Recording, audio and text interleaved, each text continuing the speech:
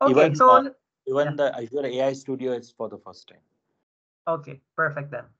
Not a problem. So I at least made the presentation in that note, no? So perfect. So let me introduce myself. Uh, my name is Ziggy Zulueta. So I'm the CEO of Pinnacle Tech. I'm actually an instructor in LinkedIn Learning. So for those who have a LinkedIn Learning premium account, I'm not sure if you've tried, taking any of those courses. And then from there, after you complete a course, you'll get this LinkedIn badge as a certificate of completion. So I'm under contract with LinkedIn in order to provide Microsoft Azure AI courses. And in fact, some of the slides that I'm going to be sharing today will be part of the video. In fact, the whole that LinkedIn video that I'm creating right now under contract with them is actually how to build a RAG solution using Azure AI Studio. But that video obviously is going to be a more comprehensive one. But here we'll try to cover as much as possible everything that we can cover now. So I'm a Microsoft MVP. So I guess you guys know already what that is because you already have an MVP who is leading your community. So I have these certifications, and my company practically does AI architecture and consulting. We do implementations as well, and I also do a lot of corporate trainings and speaking engagements. Also, I do have another community that I'm maintaining. So this is what I typically ask people who are attendees in my lectures to, if you have any questions or any mentorships or any other trainings that you would like to have, feel free to join this community called the Azure AI community. So it's a LinkedIn community. It's available for everyone. So there, no, I just invite everyone who wants to see any other trainings that I'm providing in the future. So let's go to the actual discussion. Before I discuss what RAG is, let's talk about problems with LLMs. No? So in general, large language models are trained on a large set of data, mainly from the internet. However, they do have limitations. The first one is that if you ask it questions about current events, it will not be able to respond accurately. So each model will have a specific date on how old the data it was trained on. So in the case of ChatGPT, the free version, ChatGPT 3.5, if you ask it about Queen Elizabeth II still being alive, it will answer that it was still alive because the last update of its data was January 2022. The second problem we have is that if you want to ask it questions about your data, it may also not respond back accurately. And worse, it may even make up a fabricated answer. So in this case, let's say we have a fictitious company that sells, you have your own company that sells outdoor equipment, and you ask it how much is the Adventure Pro backpack. It's gonna come up with some answer. It's gonna fabricate an answer. And in this example, the model will be providing an answer, but the source links, if you click on these source links, does not even match the actual product. No? So those are the problems with LLMs right now, among other things. So how do you fix the problem? So there are actually a couple of ways to solve this. So the first method, which a lot of people may know, is that you use prompt engineering.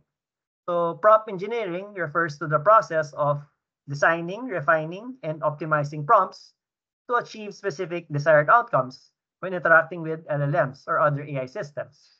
So in prompt engineering, there are actually two areas where you can get a better output from an LLM. So the first is normally through the user prompt, which is the area where when you're using a chat GPT system, this is where you input your query. And the second one is in the system prompt. No? So we will discuss what the system prompt is, where developers would describe how the LLM should behave. So I will discuss what that system prompt is later. The second one is RAG. So in RAG in the LLM context is a popular acronym for Retrieval Augmented Generation. I will discuss why it's called that way, but in general, it is the technique of adding data to an LLM from an external data source. So these data can be your legal contracts, your product manuals, your customer information sheets. or even your software designs and customer in your code. No? A good analogy for RAG is to come to an open book exam when we were students.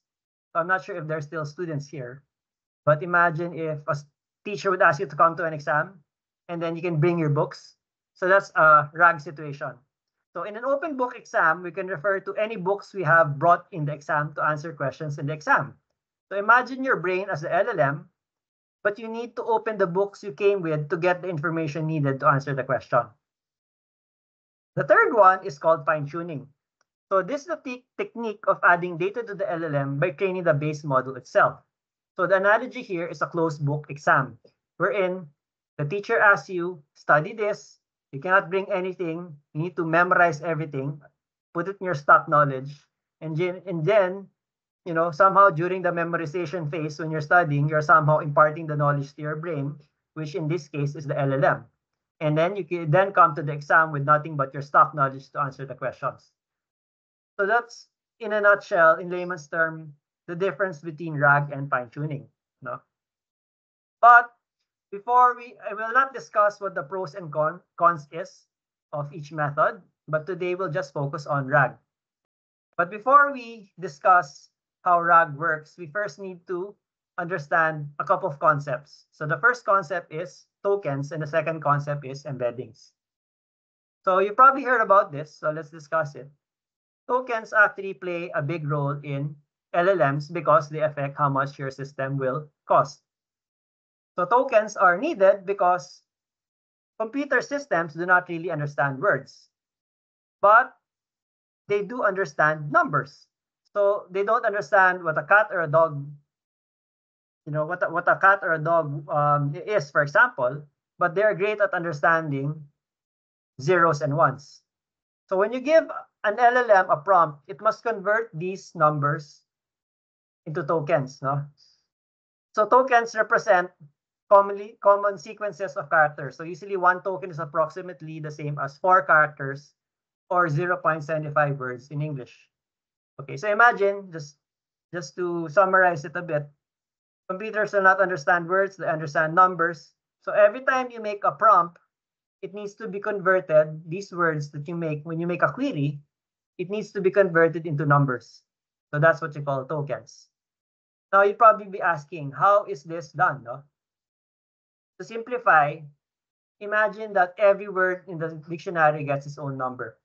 So in the sentence, I heard a dog bark loudly at a cat. So imagine that you have all the words in the dictionary, and then you put it in the system, and every unique word would have a specific number. So in this case, in this sentence here, imagine that they're all unique. Each word is given a number. So I is 1, her is 2, A is 3. No? So if the same word is used more than once, like the word A, it gets the same number. So you can notice here, let me just get a pointer. You'll notice here that A is 3 and A is 3 here. No? So in the second sentence, I heard a cat. The numbers assigned to each word are similar to the previous sentence. However, in the last sentence, the word meow is a newly occurring word. Hence, it has a different number. So now tokens can also represent 3 parts of words, characters, or even punctuation marks, depending on how the LLM tokenizes things. So for example, so tokenization strategy may differ based on the LLMs that you're using. No? So OpenAI, Claude, and Llama, depending on the model that you are actually using, will have a different strategy. So in addition, even on OpenAI, GPT 3.5 and GPT-4 use different tokenizers than the previous models. No? But the GPT 3.5 and 4 use the same, but the older ones use a different method. So for OpenAI, you can actually check them out on their website. So this is what the website will look like. So to give an idea, in the sentence, the quick brown fox jumps over the lazy dog, you'll see here that each word, so the quick brown fox jumps over the lazy dog, is each given a token, but even the punctuation mark gets its own token too. And this is the tokens. No? So you probably be asking, why do I need to know these tokens? Tokens are important because they affect how much you pay for using the application. In general, the more tokens that you use, the more it will cost. So in the case of Azure OpenAI, you'd see that it charges you based on the number of tokens in the input. So you can see here input. So based on per 1,000 tokens, you get charged this amount. And then you also get charged on the output. So per 1,000 tokens, this is the amount. And obviously, you'll see here that 3.5 Turbo is cheaper. GPT-4 Turbo is double the price. So our Azure Ape charges you really based on how much you use it and how much it responds back. In other words, when you're developing a RAG system or developing any LLM system using Azure OpenAI, to keep your costs under control, you need to limit how many characters you input into the system, so the prompt size, and then how many characters you get back in the output. Okay, now that you understand tokens, let's discuss the other concept called vector embeddings. So once the words are converted into numbers called tokens, the next question would be, how does the system know that the cat and the dog are animals? How does the system know that meow and bark are verbs? In addition, how will the system know if the word bank is referring to the financial institution or a river bank? So the answer to this is the concept called vector embeddings. So vector embeddings are a way of representing words or data into vectors. So as discussed in the previous slides, words are first converted into tokens using a defined method based on the model you're using. So they are then converted into vectors using another algorithm called an embedding model. So the embedding model to be used varies again based on the model you decide to choose. So in this case, you are going to be using Azure OpenAI as the LLM. And the algorithm to convert a token to a vector is called text embedding ADA002. So this is the algorithm in which it's a method to convert the tokens into vectors with a dimension of 1,536. So I'll show you later how that happens, no? But in general, to put in perspective, this is a sample vector that has 10 dimensions. I mean, imagine 1,536. So it will not fit this page. So just to give you an idea. Okay. So every time you input a token, it gets converted into vector form using this, assuming that you're using Azure OpenAI using this algorithm, and then it converts it into a 1,536 dimension matrix, no? A vector. Now, you'd probably be asking, why do we need vectors? Again, as I mentioned, embeddings capture relationships. So the main purpose of using vector embeddings, is they can capture the relationships between different objects. Words that are used in similar contexts will be closer to each other in the vector space, and this allows us to capture the meaning of words in a way that's efficient and effective. So to explain it in simpler terms, imagine that we have a three-dimensional space. So again, as I mentioned, it's 1,536 dimensions. But imagine, just to explain it in simpler terms, in a three-dimensional space, you will see here that the word dog and the cat are near each other because they're similar through the algorithm, by the way. And then you'll see that bark and meow are also near each other. So they're actually, if you look at it on this one, bark and meow are near to each other versus cat and dog. But you'll notice here that skateboard is very far from these four. No? So that's what's happening right now based on the computations that's happening on the vector embedding computations happening. So when is embeddings? What are these embeddings? Where they're used in RAG in two ways. Okay, the first is the external data source. So as we mentioned earlier in the RAG, it's a open book exam. You need to bring the LLM. So imagine that you're the student, you're the LLM, you have an exam. You need to bring your books in. Those external data source that you're bringing, the books, need to convert it into vector embeddings. Okay, So the first external data source that we use in the system for the data must be converted into vector form, and this conversion is done during the initial setup, only during the initial setup. So the vectors are then stored in a special database called a vector database. So it's a special type of database used for storing and querying vectors, and it has become widely popular because of LLMs. So for those who know what a database is, you probably know what an SQL database with the normal rows, the table, then the rows and the columns. What differentiates a vector database is that it needs to contain the vectors of each, word, no? Second, so the first one, again, as I mentioned, is to convert. So embeddings in RAG is used in two ways. And the first one is on the external data source. You need to convert them into vector embeddings. The second one is that every time a user makes a query, every query a user inputs in the system is also converted into vector form. So this conversion happens at runtime. So every time you make a query, that query needs to be converted into a vector. And then after the user query is converted into vector form, then that's the time the system will use that vector to retrieve the data that we have and find for similarities. So imagine here, okay, imagine back here, I make a query on a cat, it will find what's similar, a dog, no? So that's one example. So every query a user inputs in the system is also converted to vector form, and this conversion happens at runtime. So every time a user enters a query, and after the user query is converted into vector form, the system in the process would then search the vector database for content that has a close relationship to the query. Okay. So to understand how RAG works, this is the actual process. So let's go to step number 1.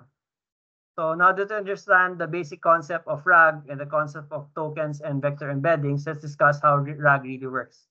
Okay. The first step is that you have your documents here, whether it be legal documents, canned contracts, Word documents, text files, markdown files, etc. So these documents must be broken down into smaller documents. So we call this process chunking. So chunking is very important so that information is not lost. So imagine if you have a novel that is 1,000 pages long and you summarize it into just 2 pages, you'd certainly lose a lot of context because you're trying to summarize all of those 1,000 pages into just 2 pages. In fact, you may even break this down into smaller pages. So the 1,000 pages, one page is very long. You'll split it into 3 because you want to get as much context as possible. And instead of having 1,000 documents after chunking, you will end up with 3,000 because each page is very long and you want to get more detailed data. So summarizing, for example, in each page, it has 10 paragraphs. You want one chunk to contain, let's say, 3 paragraphs in order to, and then summarize those 3 paragraphs into one chunk. That's how you get more details versus trying to summarize a whole number of pages into just one page. No? So it is normally the case that after chunking, you may end up with more documents than what you originally started.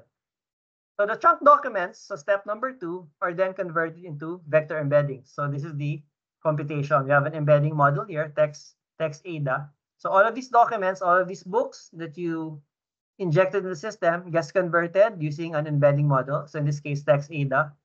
They're converted into vectors and then stored in the vector database. So, sorry, yeah. So this is the initial setup. Yeah, I think somebody's talking. Yeah. So step 1 and step 2 happens during the initial setup. So now, step 3 over here, a user makes a query. So a user inputs a query in natural language. The query is then converted into vector embeddings at runtime. So the embedding model to be used must be the same model used for your documents. So if you use text ADA for the conversion of your documents into vectors, you must also use text ADA for every query that you use. So the vectorized prompt is then sent to the RAG application. So in this case, it's a chat application. And then step number 5 is, based on the vector on your query, it will search the database for similar vectors from your documents. Okay, so the vectorized prompt is then searched against the vector database for similarity using different search methods. So we will not discuss what these different search methods is, but we'll show you in Azure AI what the search method that we will use. And then from there, the vector database provides an output based on the search. So let's say, in this case, create a quiz with 10 questions based on XYZ data. It will try to find in the vector database that's what's similar, those XYZ data it's looking for. And then it will provide a response back. And then from there, the result of the search plus the user query are added together to form one single prompt. In other words, your initial query needs to be added with the search data, and that becomes the single prompt, the combined prompt that will be entered into the large language model. So now here's the answer to the question why retrieval augmented. Every time you ask a question, it retrieves data from the database using the embeddings. So that's the retrieval. And then from there, after retrieval is done, you augment your prompt plus the search data. So retrieval, retrieve first, and then augment it. So my prompt versus the context, the search data is now augmented, combined together. And that's what that augmented prompt will then be entered into the LLM, step number 8, in order to generate an output. And that output is then sent back to the user.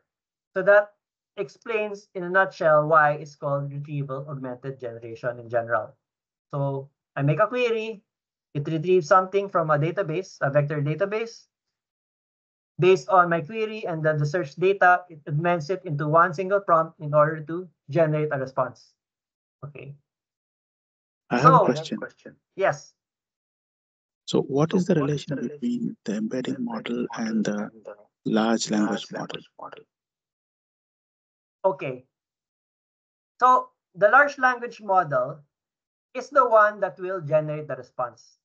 The embedding model is the one used to convert your query and your source data into vector form. So so what will happen is, okay, I make in my example later. So what is a camp body product? It will search the database for details on the camp body. On the camp body, the documents that you have. The question plus the content will be given to the LLM, and the LLM will generate a response back. Okay, so that's the relationship. So LLMs are used to generate the response. The embedding model is used to convert the query and the source data into vectors. So you mean to say that there is no relation? That means there's you can use different LLM as an embedding model than the actual LLM, which will be eventually used for sending the prompt and the context. Really, because if you're going to be using Azure OpenAI GPT-4 or GPT 3.5, you should use the text ADA as the embedding model.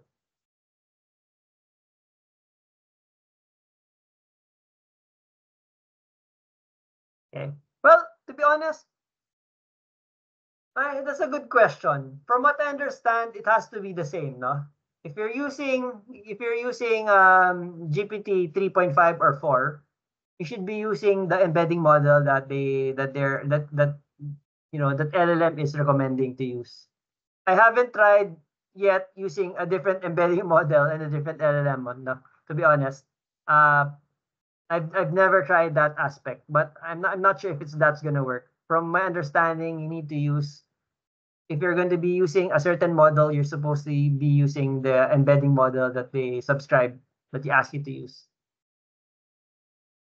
I need to get back to you on that, but that's a good question. Okay, thank you. So now that we understand how RAG works, the next step is to understand the components we need to build a RAG solution. So these are the components. First one is you need to have a retriever. So this retriever would be your storage system, your query logic, and even the security, obviously, to securely store your data. So the information retrieval system, or the retriever, is the one to store your vector embeddings and would provide you the logic and the ability to search for those vector embeddings based on different retrieval and search methods. So it would also contain security and compliance policies needed by your business. And the retriever can also be a vector database, such as Azure Cosmos database. So I have samples wherein we use Azure Cosmos database for MongoDB, or a search engine such as Azure AI Search. And then second one is you need to have a large language model. So the user's query, as I mentioned, plus the research results provided by the retriever would be sent to this LLM as the new prompt. And then from there, the LLM would analyze the combined prompt and generate a response. So for the retriever, there's actually a lot. So you have Azure AI Search, Azure Cosmos DB for MongoDB. You can even use PostgreSQL, and all of these open source models. In fact, we have scenarios wherein you're using Azure OpenAI as the LLM. So you're using GPT, but you're using an open source retriever. No? So that's also possible. Or you're using I haven't tried the case of using Claude and using, for example, an Azure database. No? But they should in general be possible. And then from there, step number 3. So this is optional. The reason why it says optional is that Azure AI Studio will do this for you. When you set up the retriever and LLM, they'll set up the orchestrator for you. So the orchestrator provides the way to integrate the retriever with the LLM. So every time you might make a query, it will search the data, and then the integrator or orchestrator will connect that to the LLM to provide the response. So there are actually a lot of ways to do it. You can use LangChain, Llama Index, Semantic Kernel. But in this case, we're not using it because Azure will handle this for you. It simplifies a lot of things. And then from there, finally, you can have a front end. So this will be your user experience. So the front end system at minimum would be the place where the user would enter their query. So when I say at minimum, that's a command line interface. You just enter and then provides a response back. But for some, it can be a website with a lot of features.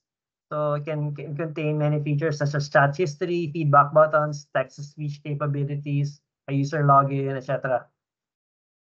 In our case, I'll show you what the architecture will be using later.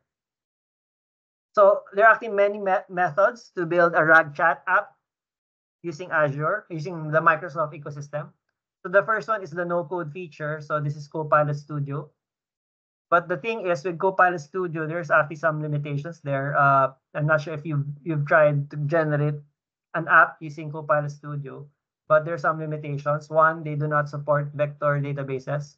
So they may use Azure OpenAI, but the search method would only be keyword search, keywords. So that's typical, keyword search that you're normally accustomed to. And then when you upload files into the system, there's a limitation of 3.5 megabytes per file. What I will demo today would be the low-code feature. So Azure AI Studio, wherein we're going to be uploading, we can upload as many files as you want, terabytes of data, and then the system will read through all the documents and you can start chatting against it. And then there's also a pro code, so we can use Python or C#. So in fact, we do have, I'm not sure if you guys have Seasons of AI, what do you call this, event happening in the next month or so, but I do have, so I can share it later. We're going to be discussing how we can do C#. But I've also had a course wherein I showed them how to use Python in order to create a RAG solution. For our video today, we're going to be using this architecture. So we have a user who will make a query via Microsoft Teams. So that would be the front end that we will be using for today's session. So in order to connect that Microsoft Teams to Azure, I will be using Copilot Studio. So I'll just show you how that happens. And then from there, we'll use Azure AI Studio to provide the inference endpoint. We'll use Azure AI Search as our vector database.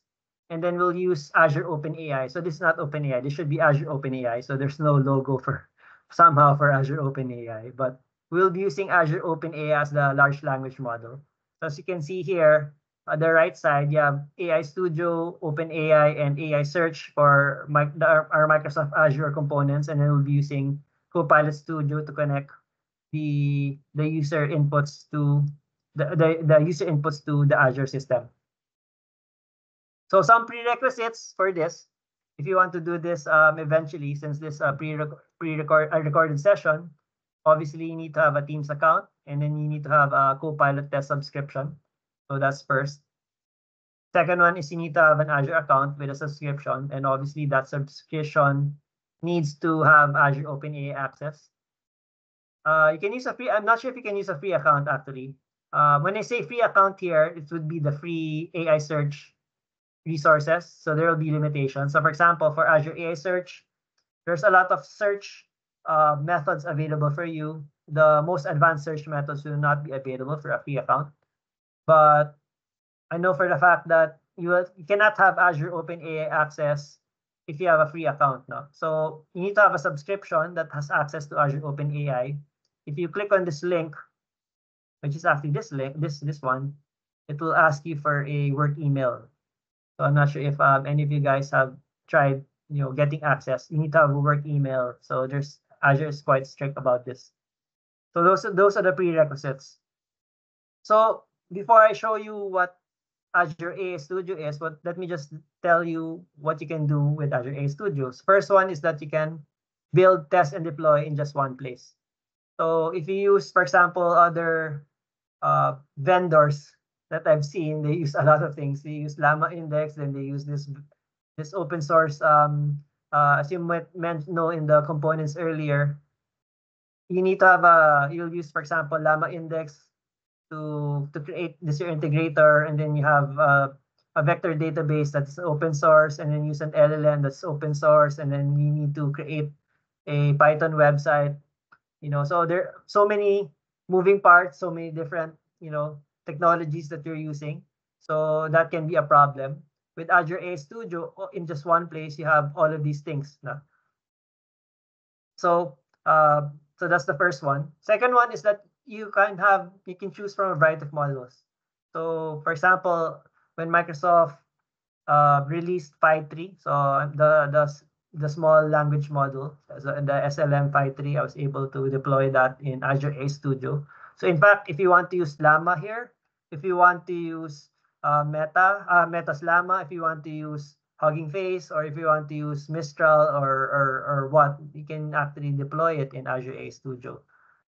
Third one is that you can develop AI responsibly here. So I'll show you some content filters that you can use in order for you to develop AI responsibly. Then from here, you can even manage security and permissions. So for example, I create a project, and I only want these people to have access to my resources. So they're actually hand in hand how you organize. When I say organize, I'll show you later that once you create an AI Studio, it has so many different resources in the portal, and the AI Studio is somehow,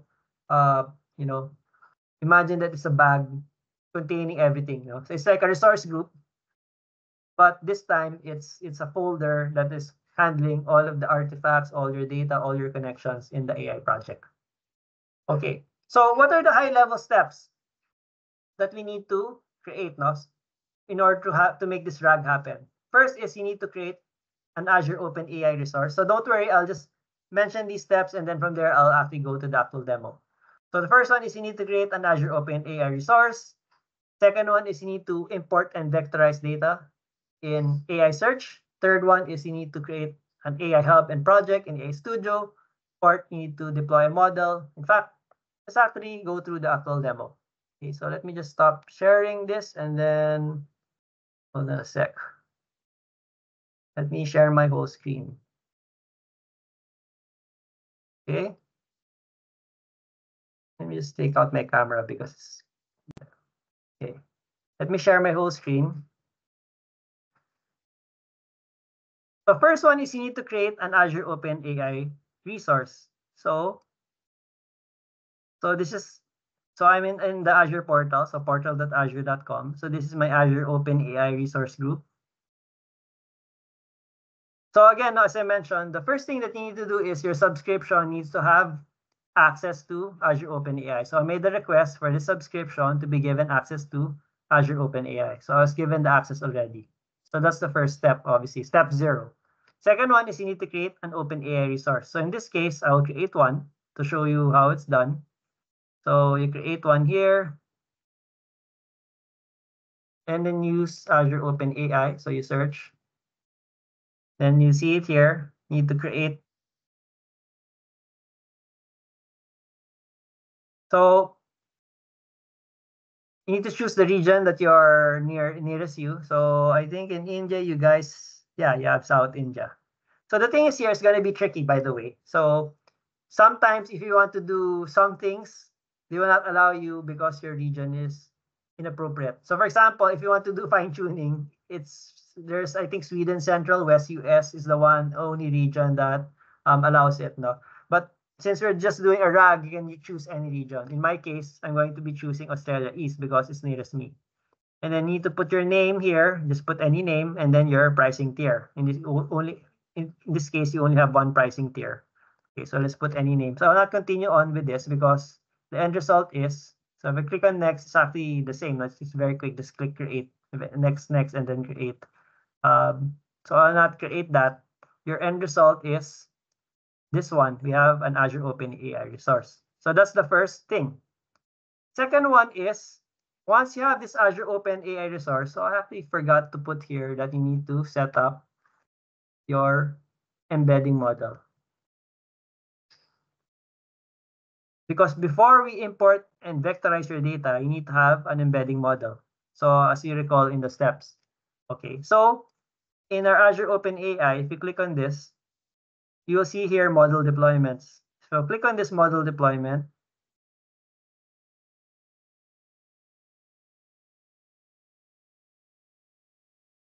So there are three ways to do it. You can do it in Azure OpenAI Studio, but you can actually do it in Azure AI Search. So here, I created a text embedding ADA002. So I have these LLMs that I'm using. Okay, so I have a GPT-4, I have a DALL-E, I have a 35 Turbo, I have a GPT-4 Vision. In this case, we need text embedding ADA002. So that's step number 1. Step number 2, we will import and vectorize our data in Azure AI Search. So as you recall here in our architecture, this is the data source that we'll be using. Okay, so going back here, import and vectorize data. How's that happening now? Going back to the Azure portal. So going to my subscription, I have my resource groups here. I have my AI search here. Okay, so in order to create an AI search, you just go to the marketplace, search Azure AI search. Click create. So choose, for example, any service name. So let's say just put one here and then you put closest to you. So this one would be Southeast Asia for me. Sorry, Southeast Asia. Okay. Now in the pricing, this is where one of the costs, no, besides the tokens, this is one of your cost drivers. So as you can see here, it's quite expensive. The standard. You can use the free one, but the free one does not allow you to do semantic search.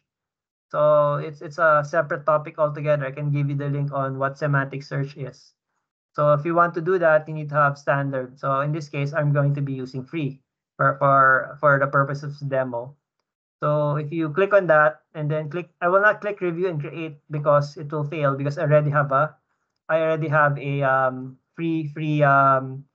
free search resource called this one, Ziggy Azure AI Search. So I'll click on this. Okay, so once you create it using the free pricing tier, so you can see here the free pricing tier. Okay. What I'll do is I need to click import and vectorize data here. But before you do that, as you notice here, if you go back, there's a storage account. You need to upload first your files in the storage account.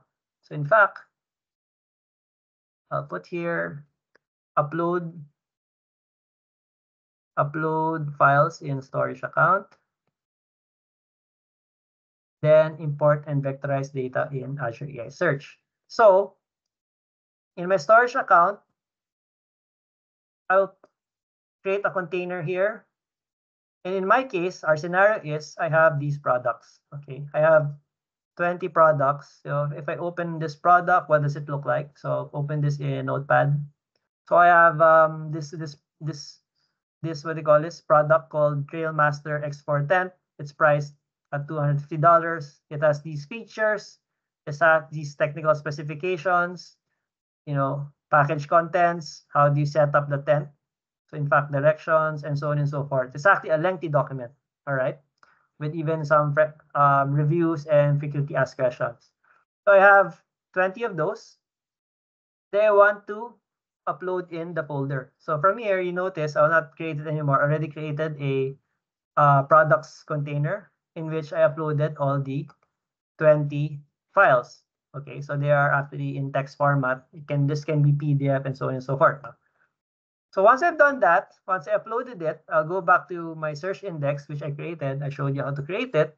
You need to import and vectorize them. So remember, no, when storing it, it needs to be in vector form so that every time you make a query, the query is in vector form. It will search the database, or in this case, our data source is the search service, also in vector form, and it will find similar values. So from here, I click import and vectorize. And then from here, I will choose my storage account. I will choose my products. Click next. So in this case, as you recall, we already have an embedding model. I will choose my Ziggy OpenAI service, and I need to use the text embedding ADA002, which I showed you how to create earlier.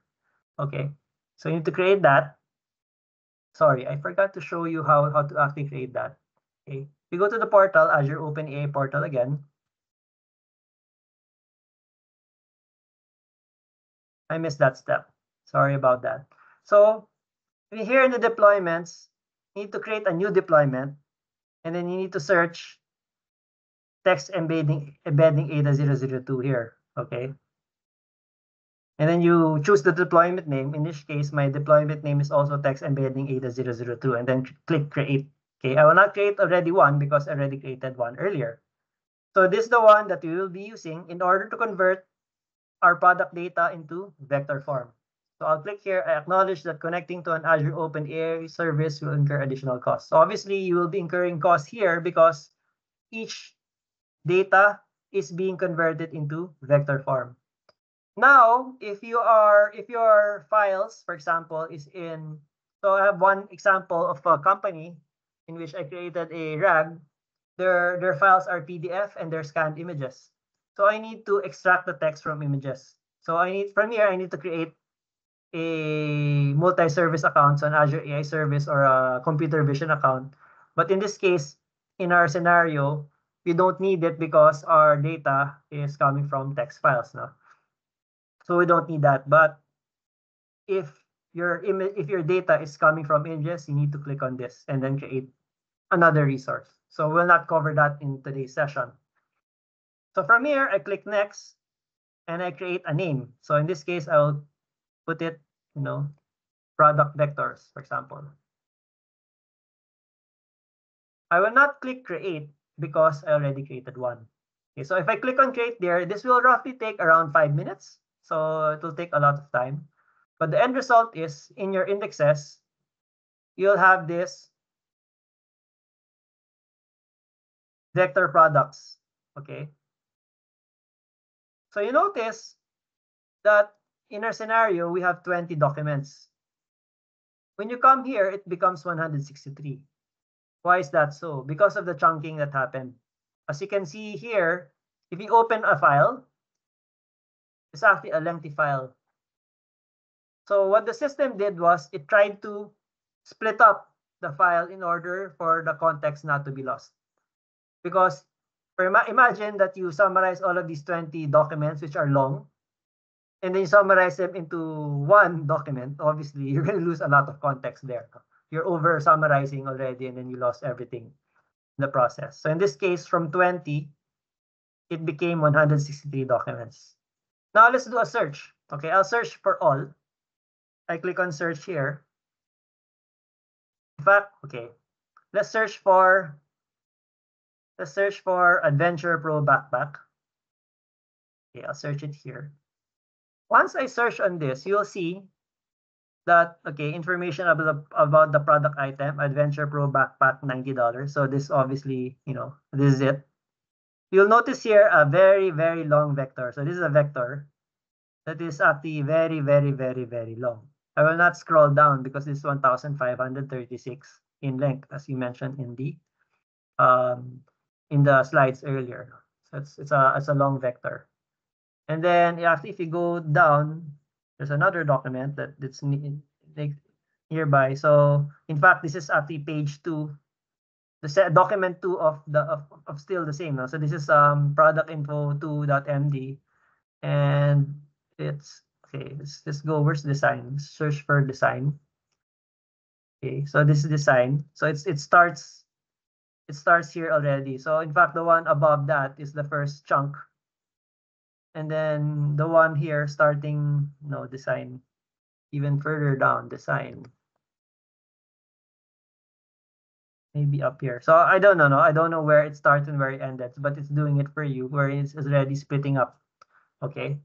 So that's step number 2. We actually put everything in vector form, and I showed you how to search it in Azure AI Search. Now we need to create a hub in a project. So these are the 2 new resources that AI Studio is creating in the Azure portal. So this is what it will look like.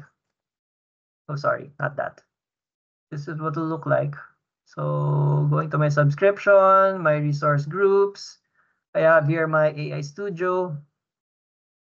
So you have the project here in the hub, and then the Key Vault and the storage account now. So how do you make that occur? You go to ai.azure.com. So this is the Azure AI Studio. So let's wait for this to load. Yeah, I should have loaded this earlier. Okay, so from here, I'll sign in.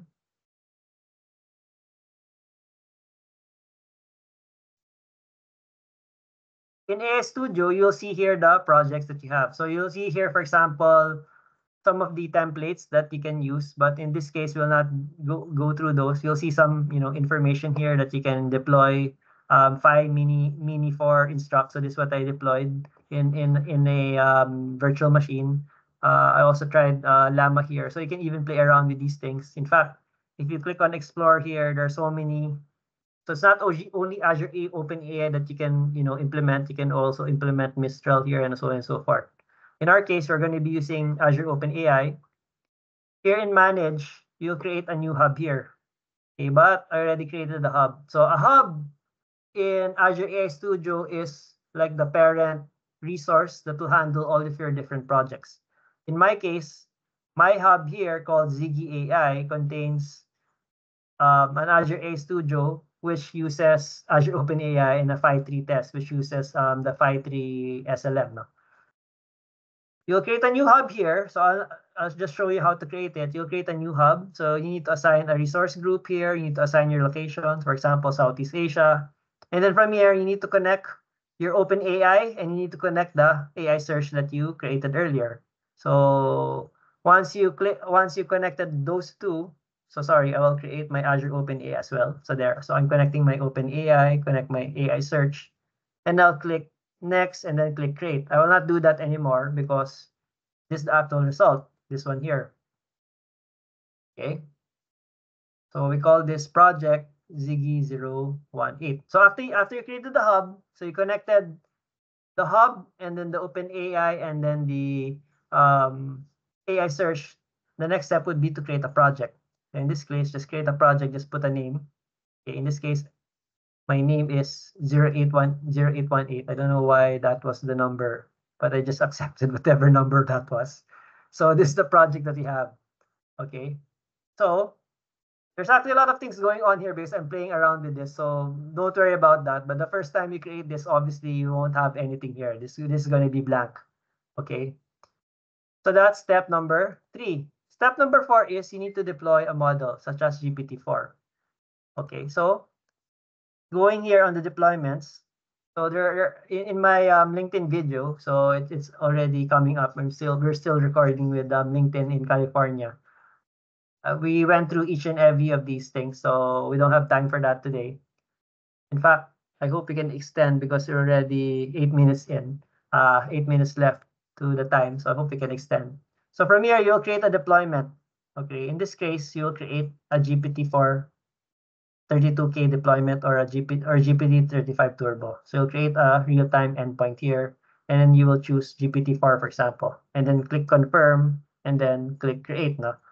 And click deploy rather. So I will not do that because you already deployed one here. So that's step number 4. Then afterwards, you go to the playground. Okay, so after you've deployed, let's go to the playground. Obviously here, I have my deployments here. So I'll choose, for example, GPT-4. So that's the one that I deployed. Obviously, if you ask it a question right now, so let's say ask, what is the Adventure Pro backpack? What is the Adventure Pro backpack? It should not be able to respond back properly because you haven't connected yet your data source. So we haven't done any retrieval yet. Okay, in fact, at least now it's telling you that, you couldn't find information about it. Sometimes it will even fabricate something.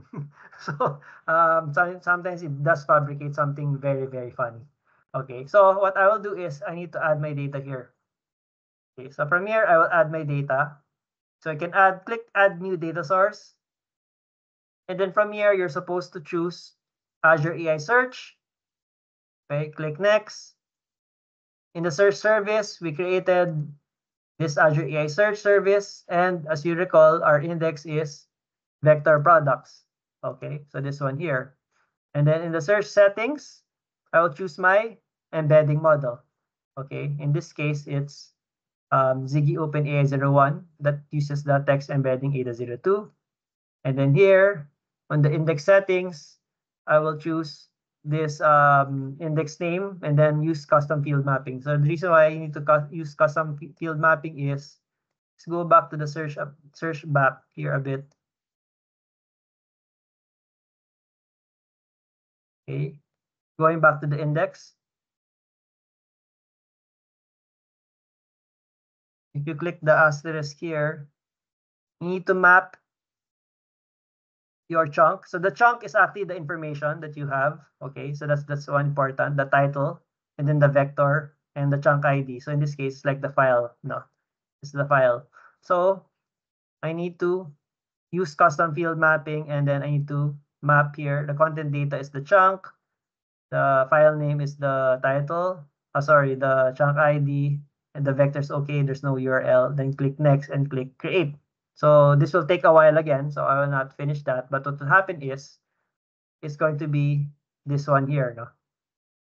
In which, okay, so we connected already the vector products 001. So let's clear the chat and then let's ask the question again. What is the Adventure Pro backpack? And then from here, I ask the question. It should now respond back information about this product here. Okay, so this will take a while, as it always is when you're making a demo. So yeah, so it's now providing a response back. So the backpack so the price is $90. So $90, okay. 40-liter capacity. So 40-liter capacity and so on and so forth. So it's now providing a response back. So let's make another example. So let's open this. Open it with Notepad. Let's ask this Straylight day pack. Need to ask it, for example, how do you clean it? No? How do you clean? So going back here, how to clean the trail day backpack. So from here, in order to clean it, you need to spot clean any stains or dirt. So let's see if it's going to reply properly. Spot clean any stains or dirt. If necessary, use a mild detergent and warm water. So there, it's answering back that you should spot clean. In fact, it provides references. So from here, I click on this. So this is the review, and then I click on this, I guess. So it's using a lot of documents to get it. So yeah. So there you go. No, so it's answering back based on this.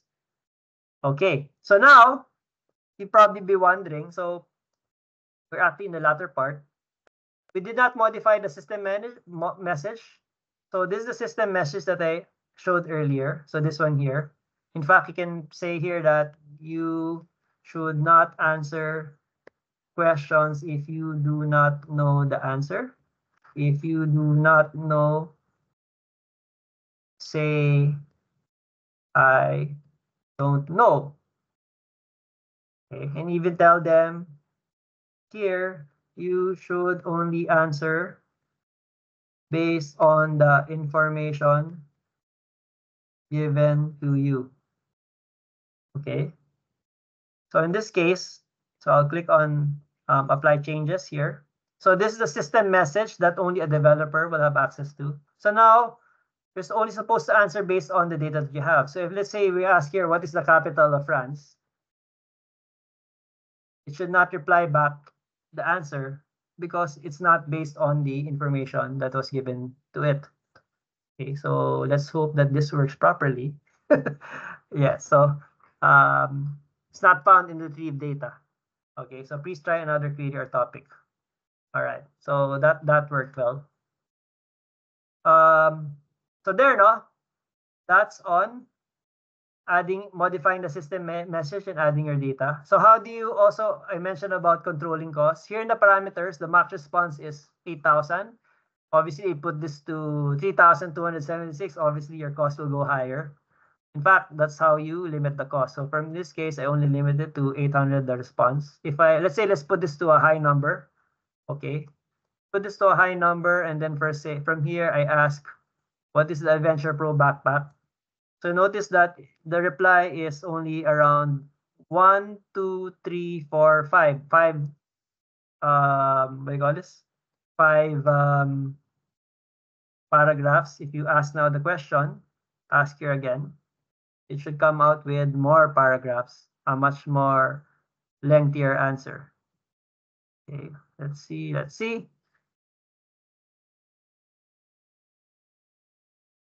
Okay, it even may had a problem. Okay, too much. Okay, so let's say 1,000. Let's put here 1,500. Okay. Now let's ask again the question. No. Now failing. Let's hold on. Let's ask it again. Okay, we've exceeded already. Please try after 26 seconds. Okay. So let's not wait for that. Uh-oh, I think I messed up my system. Okay. So anyway, the next step is, so hopefully after 26 seconds, it's going to work fine. After you've done that, we will now deploy it. So how do you deploy it? First, you need to test your API. How do you get your API? Here in Azure AI Studio, there's a view code here, and there's a curl here. And then from here, you will see your post. You need to make a post, and then this is the what do you call this? This is the what should I call this? The URL, and then this is the header, and this is the body. Okay, so I'll just speed this up a bit. But what will happen is you can test this in Postman. So actually, I already made a test here in the interest of time because well, maybe in 26 seconds everything's fine now. But here, this is the what do you call this? The URL, and these are the headers. So obviously, you need to put your key here. You need to put your. So how do you get your Azure OpenAI key? So you go to your resource here. Sorry, going back here. Go to your Azure OpenAI. Here in Azure OpenAI, you should get your keys and endpoints. So this is your key, which you will put in the header, which I showed earlier. So obviously, I need to what do you call this? Regenerate my key after, because I shared to share to everyone here what the key is. But okay, let me share it and I'll just regenerate it later. So this is the key. This actually came here. here if I show it. So I'll just regenerate, but you know, that's the one. And then from there, in the body, this is the one that came from the Azure AI Studio. So you notice here that my question is here. So in this case, I want to ask, what is the Trailmaster X4? And then it responded back. Okay, so in the response, so if I click on send here, is it already 26 seconds after? Let's see now. But let me try again with another product. But for this one, when I click on send, this is the response. In this response, you will get the actual message here. So the Trailmaster X4 is a product designed for outdoor camping, etc., etc. And then from here, you'll see the citation. So this was the information that was used in order to answer the question. Okay, so actually, let's try here. What is the price of the Trailmaster X410? I hope it's already 26 seconds after. So it's supposed to reply back certain amount. In fact, I think it's product number 1. Okay, should be $250. So from here, going back here, the price of the Trailmaster X4 is $250. So that's how you test it. So now that you have this in place, let's deploy this in Copilot Studio. So from here, so what's happening here? Yeah, so go to Copilot Studio. So this one, I will not go into length. So if you want to know how this happened, attend the LinkedIn course. But I'll show you just quickly how it's done. No? So obviously, go to Copilot Studio. Taking a while to load. I should have loaded this again earlier, but yeah, this will take a while. 2 minutes. Yeah, why is it loading? All right. So from here, I created a Copilot. So I created a Copilot drag. And then what will happen is, under your topics, you will create a fallback topic.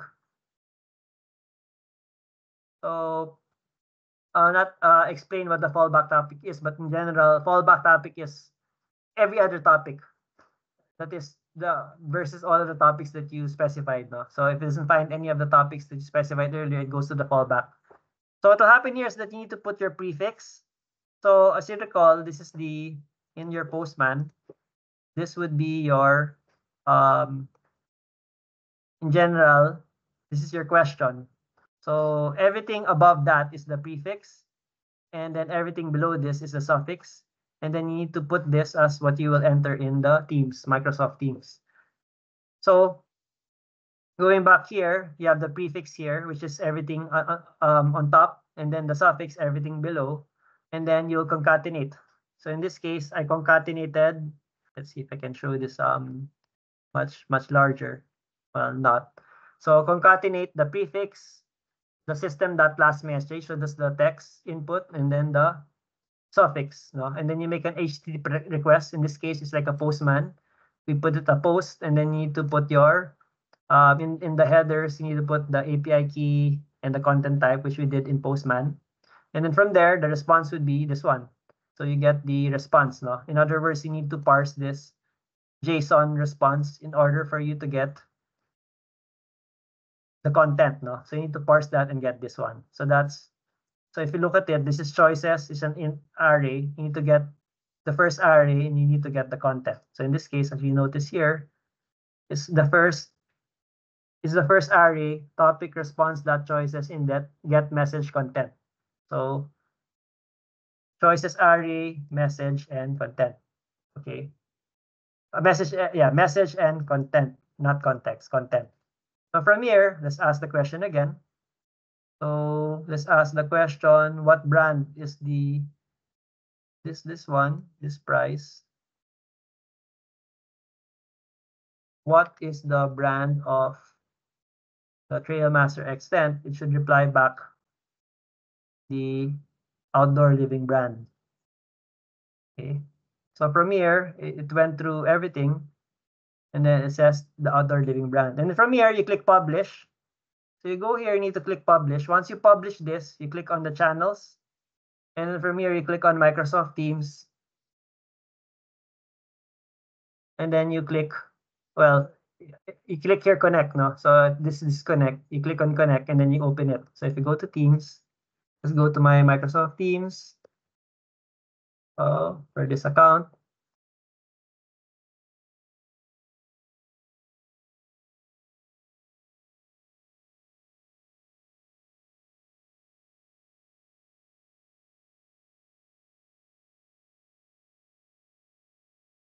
So you need to switch to the new one. I have this RAG chat here, which we created.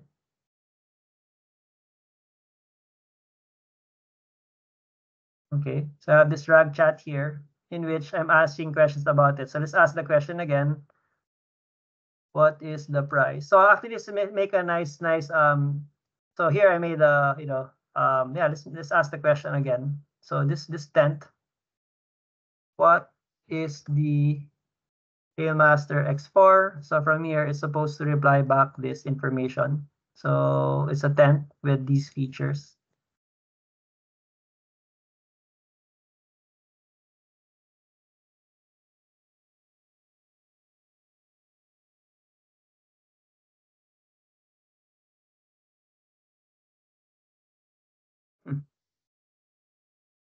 So there, it made a response back. It's a product from other living brand. It's a GC, so on and so forth. No? So there, yeah. So that summarizes the high level steps with the demo. So I showed you the demo. So in conclusion, we discussed tokens and embeddings, why they are important, and then from there we discussed these concepts. We connected them to how RAG works. And from there, we discussed the different components that you need, the architecture. And then from there, we went step by step on how you can do it